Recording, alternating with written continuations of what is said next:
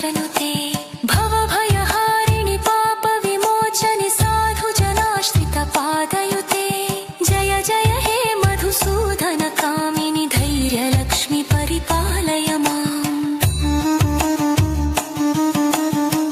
सकलसुरासुरदेवमुनीश्वर मानववन्दितपादयुते जय जय हे मधुसूदनकामिनि सन्तानलक्ष्मी त्वं पालय माम्।